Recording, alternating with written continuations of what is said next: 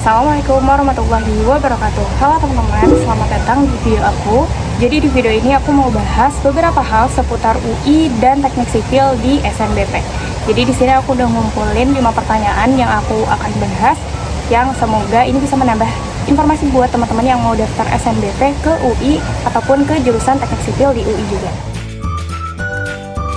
Untuk pertanyaan yang pertama, UI itu masuknya Jawa Barat atau Jakarta sih? Jawabannya adalah UI masuk keduanya, yaitu Jawa Barat dan Jakarta. Pertanyaan yang kedua, emangnya nggak apa-apa ya sertifikat peserta dimasukin ke SNBP? Jawabannya nggak apa-apa, karena melihat pengalamanku juga, ternyata ketika aku memasukkan sertifikat peserta, aku bisa lolos kok. Apalagi aku juga belum punya track record sekolah yang lolos di UI, apalagi ke teknik sipil UI-nya.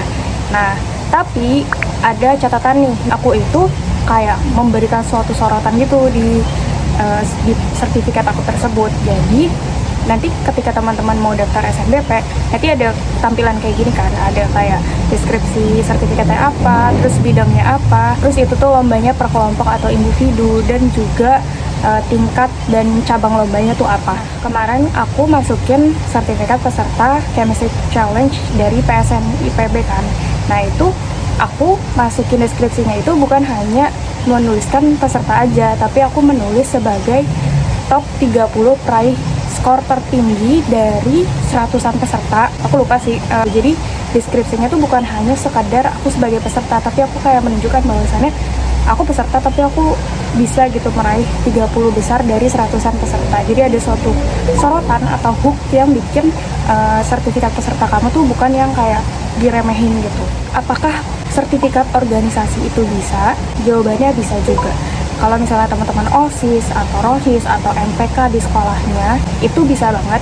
Kayak misalnya teman-teman dapat jabatan sebagai sekretaris, wakil ketua, atau bahkan ketua OSIS misalnya, itu bisa dimasukin tuh, karena itu bisa nambah penilaian juga gitu. Apalagi kalau misalnya teman-teman emang dirasa aktif di organisasi, jadi biar itu tuh jadi nilai plus gitu.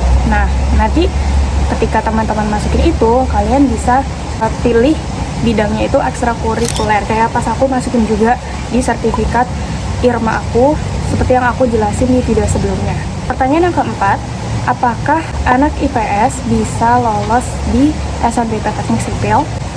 Jawabannya jujur susah ya teman-teman, karena untuk jurusan IPS sendiri kan nggak ada pelajaran yang memang akan dipelajarin gitu di teknik ya. Misalnya di teknik kan butuh banget fisika, kayak bahkan bukan di teknik sipil, semua teknik tuh kayak butuh fisika, sedangkan di IPS tuh nggak belajar itu, jadi kan sulit gitu. Karena kan di SNBP juga akan dilihat ya mata pelajaran pendukungnya, sedangkan kalau misalnya kalian IPS dan ambil teknik, sedangkan kalian nggak belajar fisika, tentu itu akan sulit banget gitu untuk lolos, karena kalian nggak ada nilai itu gitu. Tapi bisa aja kalau misalnya kalian, tapi aku pengen kuliah teknik sipil meskipun IPS, aku siap gitu belajar.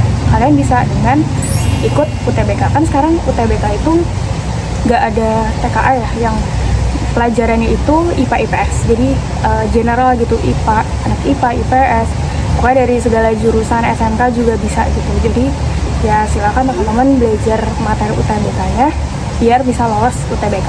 Tapi ingat lagi, kalau misalnya di teknik itu kalian akan belajar fisika dari awal istilahnya, karena kan kalian nggak belajar kan di SMA. Kalian harus siap-siap untuk belajar lebih giat lagi, butuh effort lebih banyak timbang anak-anak IPA. Selanjutnya, kalau SMK bisa nggak sih?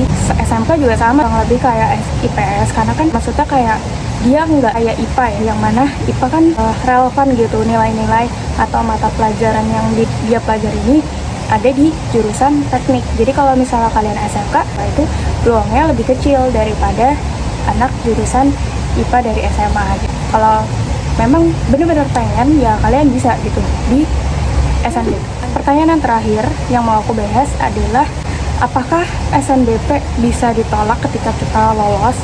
Jawabannya adalah tergantung. Kalau misalnya kalian peduli dengan indeks sekolah kalian, pasti gak boleh ditolak. Jadi nanti ya teman-teman, ketika kalian akan daftar SNBP, terus kalian akan finalisasi, kalian akan diminta persetujuan akan 3 pernyataan, yaitu yang pertama, ketika kalian lolos SNBP, kalian harus daftar ulang ke PTN tersebut. Kedua, kalau misalnya kalian nggak daftar ulang ke PTN yang lolos di SNBP tersebut, berarti kalian siap gitu untuk menerima bahwa indeks sekolah asal kalian, SMA atau SMK kalian itu bakalan menurun dan akan mempengaruhi keadaan tingkat kalian, atau biasa disebut dengan blacklist.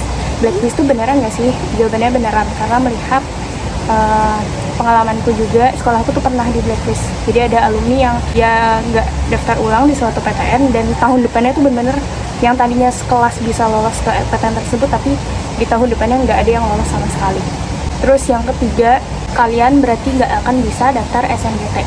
Jadi meskipun kalian nggak daftar ulang, tapi tetap aja kalian nggak bisa daftar SNBP, karena kayak istilahnya kalian tuh kayak udah kelok, udah kekunci, dan ya udah kalian nggak bisa daftar SNBP. Jadi kalau misalnya kalian emang ragu SNBP mau pilih mana, misalnya teman-teman ada yang kayak kepikiran SNBP asal aman, asal lolos, itu mending dipikirkan lagi, karena ketika kalian lolos, kalian akan ada konsekuensi yang harus kalian terima.